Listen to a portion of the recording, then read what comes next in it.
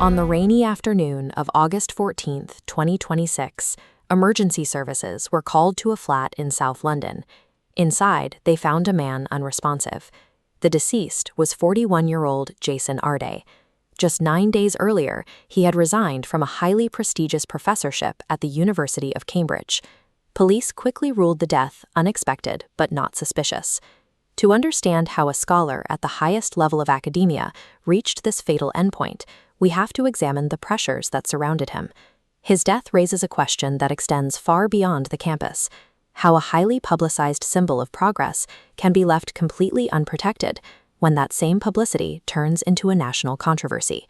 In 2023, the University of Cambridge announced a historic appointment. Jason Arday was hired as a professor of sociology of education, becoming the youngest Black professor in the university's centuries-old history. His appointment was accompanied by a widely celebrated backstory. Arday had been diagnosed in childhood with autism and global development delay. He was nonverbal until the age of 11 and couldn't read or write until he was 18. This narrative made him an instant icon. He became a living symbol of triumph over extreme disadvantage, but it also placed an immense, highly visible burden of representation squarely on his shoulders.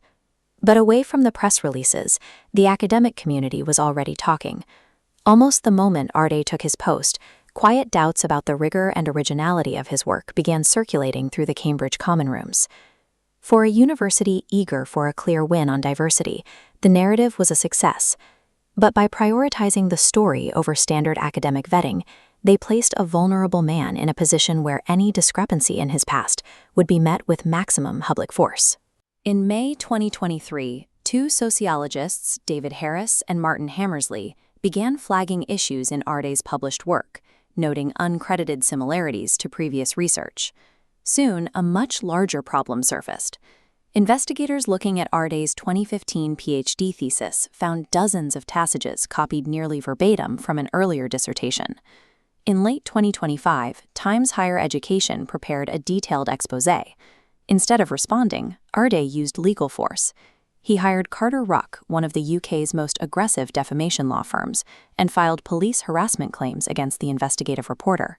The threat of a massive libel battle worked, and the publication spiked the story. Suppressing the story bought Arday several months of silence. However, by shutting down quiet academic channels, he ensured that when the information finally did go public, the fallout would be impossible to control. On July 21, 2026, the quiet academic dispute moved to the center of the news cycle.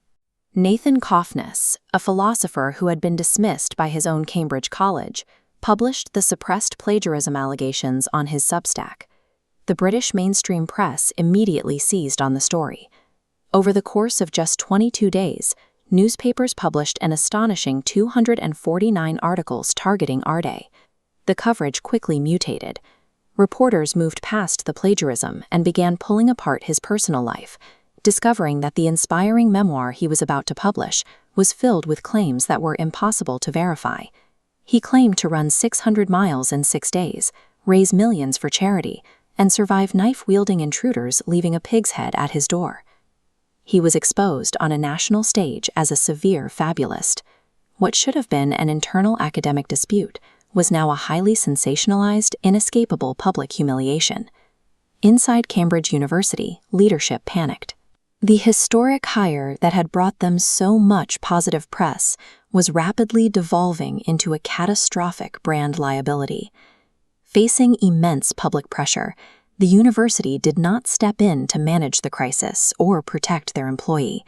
Instead, they publicly announced they were launching a new, sweeping internal investigation into his credentials.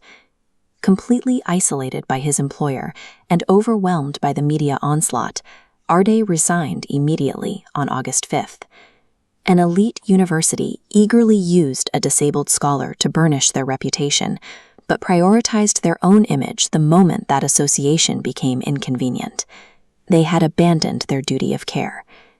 Back on the morning of August 14th, Arday sent a series of final voice notes to a colleague. He said he had lost his reputation entirely and that he simply couldn't go on. Hours later, he was dead. Days later, tens of thousands of mourners dressed in black filled London's Trafalgar Square to grieve. The gathering was fiercely angry. Prominent speakers and politicians took the stage, explicitly blaming a racist press and a relentless right-wing smear campaign for his death. The tragedy immediately dissolved into a toxic political debate. Right-wing commentators used his death to argue that diversity initiatives lower academic standards, while left-wing defenders framed his downfall purely as a racist witch hunt. The partisan noise obscures a definitive reality. Jason Arday was a deeply vulnerable, autistic man who needed serious structural support. Instead, he was given a public pedestal he was never equipped to stand on. He was exploited on 3 distinct levels. He was used by Cambridge University as a token of progress. He was used by the media as sensationalized clickbait. And he was used by culture warriors as a pawn in a much larger political fight. Jason Arday's death exposes the mechanics of a system that prizes symbolic wins over individual welfare. It shows that when institutions and media outlets treat human lives as data points for an ideological argument, the results can be catastrophic.